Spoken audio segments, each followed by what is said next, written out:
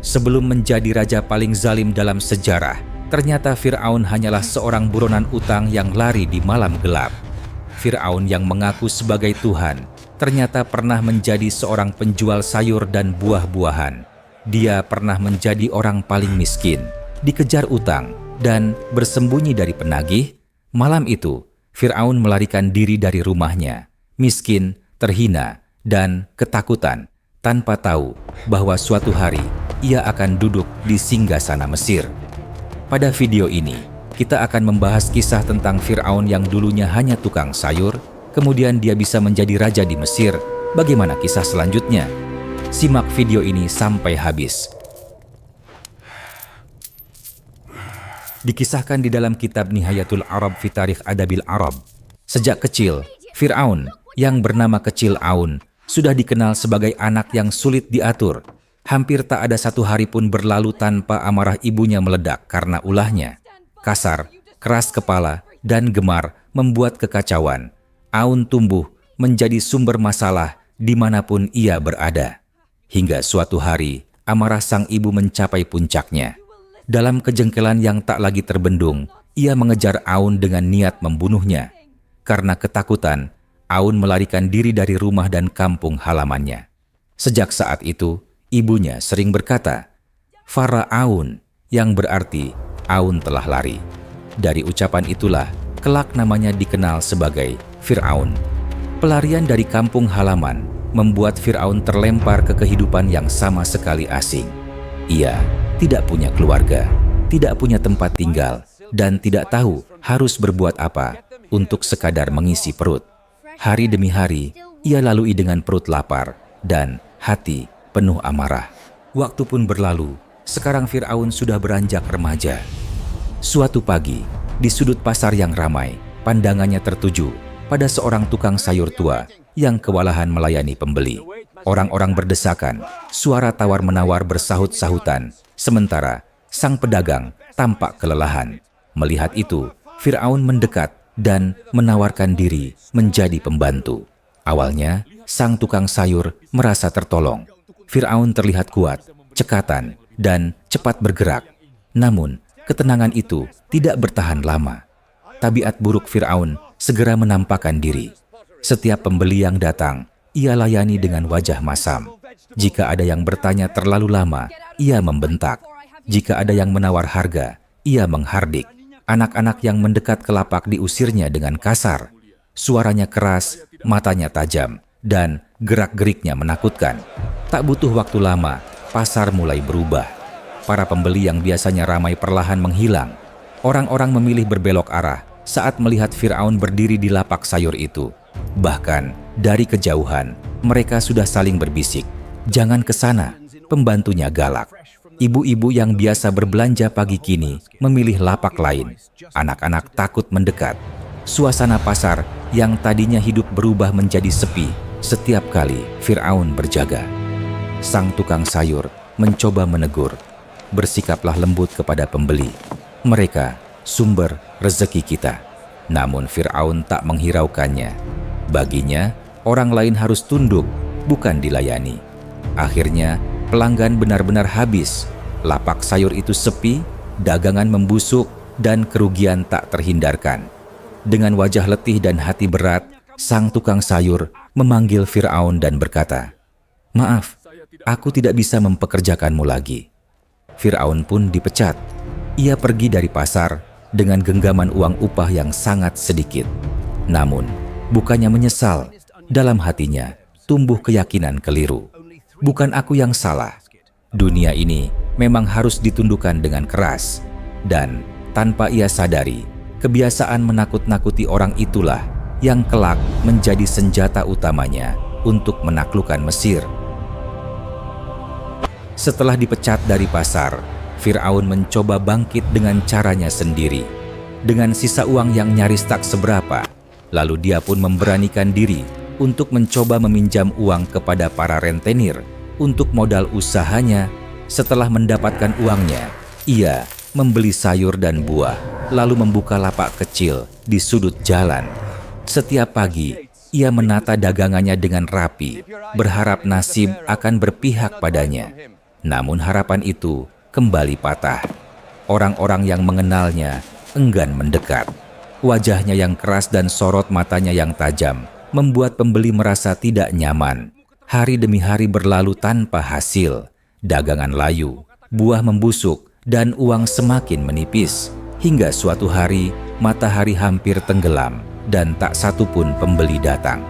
Fir'aun duduk termenung di depan lapaknya, menatap kosong. Saat itulah seorang pria berseragam mendekatinya. Dengan suara datar, pria itu memperkenalkan diri sebagai petugas pemungut pajak. Bayar pajak daganganmu. Fir'aun tersentak. Amarahnya memuncak. Pajak apa? Tidak ada satu keping pun uang yang aku dapatkan hari ini, bentaknya. Namun petugas itu tak peduli. Baginya, pajak tetap pajak. Petugas itu pergi, meninggalkan Fir'aun dengan amarah yang membara. Fir'aun saat itu benar-benar berada di titik paling rendah dalam hidupnya. Harta yang dahulu ia banggakan telah habis tak bersisa. Utang menumpuk dari berbagai arah, dan setiap hari ketakutan menghantui dirinya. Ia tak lagi berani keluar rumah. Pintu selalu tertutup rapat, jendela dikunci, dan setiap suara langkah di luar membuat jantungnya berdegup kencang. Ia tahu para penagih utang tidak akan berhenti sebelum bertemu dengannya. Namun, satu demi satu, para penagih mulai berdatangan. Mereka mengetuk pintu dengan keras, memanggil namanya, menuntut hak mereka. Fir'aun bersembunyi di sudut rumah, menahan napas, menunggu mereka pergi. Dalam kegelapan itulah pikirannya bekerja. Fir'aun memang miskin, tetapi kecerdikannya belum pernah mati. Ia bukan sekadar licik, melainkan penuh tipu daya. Dalam hatinya, ia berkata, "Berapa lama aku harus hidup seperti tikus, bersembunyi dari ketakutan? Tidak, aku harus bangkit. Aku harus menegakkan kembali diriku, apapun caranya." Saat itu negeri Mesir sedang berada dalam kondisi ekonomi yang sangat buruk. Kelaparan meluas, perdagangan melemah, dan rakyat hidup dalam kesulitan. Pada suatu malam yang sangat gelap, ketika kota terlelap, Fir'aun keluar diam-diam dari rumahnya. Tanpa berpamitan kepada siapapun, ia melangkah menjauh, meninggalkan masa lalunya. Dari Baloh ia berjalan menuju Mesir, menempuh perjalanan panjang melewati jalan-jalan sunyi, menahan dingin malam dan lelah yang menggerogoti tubuhnya. Sepanjang malam, ia berjalan tanpa tujuan pasti. Hanya satu yang ia pegang, harapan untuk mengubah nasib. Hingga akhirnya, setelah menempuh perjalanan jauh, ia bertemu dengan seorang lelaki yang tak asing baginya, sahabat lamanya, Haman. Begitu melihat Fir'aun, Haman terkejut dan bertanya, "Wahai sahabatku, mengapa engkau berada di sini? Bagaimana keadaanmu?" Fir'aun menghela napas panjang. Haman pun berkata, "Fir'aun, keadaanku juga sama sepertimu. Aku pun sedang mencari pekerjaan." Dua orang yang sama-sama terpuruk itu akhirnya berjalan bersama, saling menguatkan dalam kesempitan. Mereka menyusuri jalan demi jalan, hingga rasa lapar dan haus tak tertahankan. Di tengah perjalanan, mereka melihat sebuah kebun semangka. Tanpa berpikir panjang, mereka masuk dan memakan semangka hingga perut terasa kenyang. Pemilik kebun memperhatikan mereka dengan heran.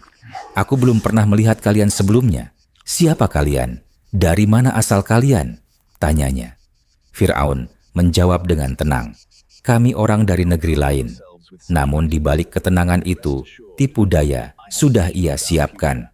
Dengan wajah meyakinkan ia berkata, "Dalam hidupku, aku tidak pernah berbohong, dan mencuri pun jauh dari diriku." Kata-kata manis dan sikap meyakinkan itu berhasil meluluhkan hati pemilik kebun. Fir'aun dan Haman pun dipekerjakan. Hari demi hari mereka bekerja, dan perlahan kepercayaan pemilik kebun semakin besar. Hingga suatu hari, Fir'aun mengajukan usul, "Wahai Tuan, jika semangka-semangka ini Anda jual secara borongan kepada saya, niscaya keuntungan Anda akan lebih besar." Pemilik kebun setuju. Namun di balik kesepakatan itu, Fir'aun menjalankan rencananya. Ia mencuri beberapa semangka, membawanya ke pasar, memotongnya kecil-kecil, lalu menjualnya dengan harga tinggi. Dengan cara licik itulah, uang mulai mengalir deras ke tangannya. Setelah merasa cukup, Fir'aun berkata kepada Haman, "Kita tidak boleh berhenti di sini. Kita harus melakukan sesuatu yang lebih besar." Malam itu, Fir'aun tak bisa tidur. Ia teringat pada petugas pajak yang pernah menagih pajak kepadanya. Dia memikirkan setiap sudut kota, mencari celah. Pajak pasar sudah ada. Pajak dagangan juga sudah ada. Namun tiba-tiba, sebuah ide gelap terlintas di benaknya. Kuburan. Ia sadar, setiap hari ada orang mati. Dan setiap orang mati pasti dikuburkan. Tidak ada tawar-menawar. Tidak ada penolakan, dan belum ada pajaknya. Keesokan harinya, Fir'aun mendatangi pemakaman. Dengan wajah dingin dan suara tegas, ia berdiri di pintu masuk kuburan. Ketika rombongan jenazah datang, ia menghadang mereka. "Berhenti, bayar dulu." Keluarga jenazah terkejut dan kebingungan. Dalam suasana duka, mereka tak punya tenaga untuk membantah. Fir'aun memanfaatkan keadaan itu. Dengan ancaman dan nada keras, ia memaksa mereka menyerahkan uang. 1 jenazah, 2 jenazah, hari demi hari. Uang mulai mengalir deras. Fir'aun tersenyum puas. Ia merasa menemukan ladang emas. Tak perlu modal, tak perlu bekerja keras. Cukup berdiri dan menakut-nakuti orang. Tak lama kemudian, kabar itu menyebar. Semua orang tahu, jika ingin menguburkan mayat, mereka harus berurusan dengan Fir'aun. Ia menikmati kekuasaan kecil itu, kekuasaan atas orang-orang yang sedang berduka dan tak berdaya. Dalam hatinya ia berkata, "Inilah hidup yang kuinginkan. Orang-orang takut dan aku mendapatkan uang." Tanpa ia sadari, dari kuburan itulah jalan panjang menuju singgasana mulai terbuka. Keserakahan Fir'aun akhirnya menyeretnya ke dalam masalah besar. Suatu hari, kabar tersebar bahwa salah seorang anggota keluarga kerajaan meninggal dunia. Jenazah itu dibawa dengan iring-iringan megah menuju pemakaman kerajaan. Tangis duka bercampur dengan kehormatan, sebab yang wafat bukan orang biasa. Namun bagi Fir'aun, kematian siapapun hanyalah kesempatan untuk menarik keuntungan. Seperti biasa, ia berdiri di pintu kuburan dengan wajah dingin. Ketika rombongan keluarga kerajaan hendak masuk, Fir'aun mengangkat tangannya dan berkata tegas, "Berhenti, bayar pajak penguburan." Semua orang terdiam. Mereka saling berpandangan, tak percaya dengan apa yang baru saja mereka dengar. Salah seorang pejabat istana maju dan berkata dengan nada marah, "Apakah kau tahu dengan siapa kau berbicara? Ini keluarga kerajaan." Fir'aun tak gentar sedikit pun. Dengan suara keras ia menjawab, "Hukum tetap hukum.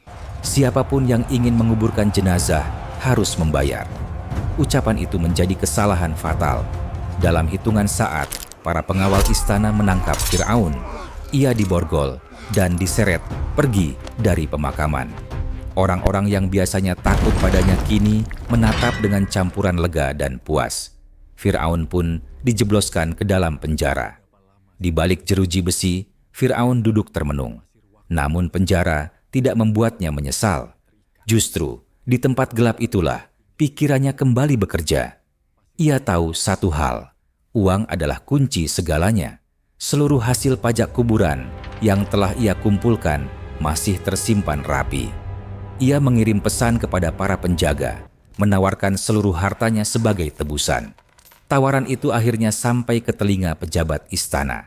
Setelah melalui pertimbangan, Fir'aun dibebaskan dengan syarat seluruh uangnya diserahkan kepada kerajaan. Namun, di luar dugaan, pembebasan itu berubah menjadi promosi.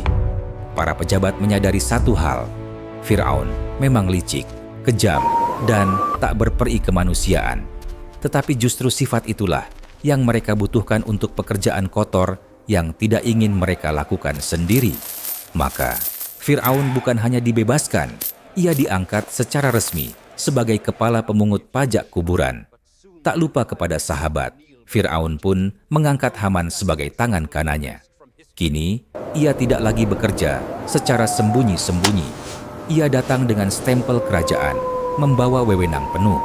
Sebagai kepala, Fir'aun segera menetapkan aturan baru. Pajak ditentukan berdasarkan status sosial. Keluarga rakyat biasa membayar sedikit, keluarga pejabat membayar lebih besar, dan keluarga kerajaan harus membayar paling mahal. Fir'aun telah menyebarkan kabar bahwa setiap penguburan harus membayar 1 keping emas. Dalam kesedihan dan keterpaksaan, keluarga jenazah menyerahkan uang itu. Dengan cara inilah, Fir'aun kembali menumpuk harta. Tak lama kemudian, wabah penyakit turun ke kota Mesir. Wabah kolera dan cacar menyebar kemana-mana. Kematian terjadi setiap hari. Kemudian, Fir'aun pun menaikkan tarifnya. Ini peraturan baru dari raja. Katanya berbohong. Siapa yang meninggal karena wabah harus membayar 2 keping emas. Uang yang terkumpul menjadi 2 karung besar. Fir'aun berkata kepada Haman, "Kita akan membawa ini ke istana." Haman terkejut. "Apakah engkau sudah gila?" Namun Fir'aun kembali meyakinkan Haman untuk memberikan emas ini kepada raja, tujuannya untuk mengambil hati raja dan para petinggi kerajaan Mesir. Kemudian, di hadapan raja, Fir'aun kembali memainkan tipu muslihat dan cara liciknya. Ia berkata bahwa emas itu untuk melunasi pajak rakyat miskin Mesir selama 2 tahun. Raja pun terkesan dengan kebaikan hati Fir'aun. Kabar itu dengan cepat menyebar luas. Para petinggi kerajaan Mesir dan rakyat memuji Fir'aun sebagai orang paling dermawan di Mesir. Dan tanpa disadari siapapun, dari sel penjara itulah Fir'aun mulai menapaki jalan menuju singgasana. Beberapa waktu kemudian, raja wafat karena usia tua. Singgasana kosong. Dalam rapat besar, para petinggi mempertimbang orang yang paling pantas untuk menggantikan raja. Salah seorang berdiri dan mengusulkan Fir'aun menggantikan raja, dan banyak juga yang menyetujui akan hal tersebut. Kemudian, para cendekiawan sepakat, Fir'aunlah yang paling pantas. Maka ia pun diangkat menjadi raja Mesir, tanpa ada yang mengetahui betapa busuk jalan yang telah ia tempuh. Sebagai raja, Fir'aun mengangkat Haman sebagai menteri. Dan setelah diangkat menjadi raja, ia mulai mengeluarkan sifat aslinya. Dia memerintahkan Haman untuk mengeluarkan perintah zalim, melarang sedekah, memaksa rakyat menyembah patung, hingga puncaknya dia mengaku dirinya sebagai Tuhan. Pajak dinaikkan, kezaliman merajalela. Haman adalah orang yang disebut di dalam Al-Quran sebanyak 6 kali. Tapi jarang sekali dibahas sepak terjangnya. Padahal dia berperan sangat besar dalam kerajaan yang dipimpin Fir'aun. Jika kalian ingin kita membahasnya, silahkan tinggalkan tanda di komentar. Hanya Asia, istrinya yang salehah, yang berani menasihatinya. Namun, Fir'aun malah mengancamnya. Hingga suatu malam ia bermimpi melihat api besar dari Bani Israel yang membakar Mesir. Para ahli nujum menafsirkan bahwa akan lahir seorang bayi laki-laki yang menghancurkan kekuasaannya. Kisah ini mengingatkan kita, kekuasaan yang dibangun dengan tipu daya hanya menunggu waktu untuk dihancurkan. Semoga Allah menjaga hati kita dari kesombongan. Amin. Sampai jumpa pada video selanjutnya. Wassalamualaikum warahmatullahi wabarakatuh.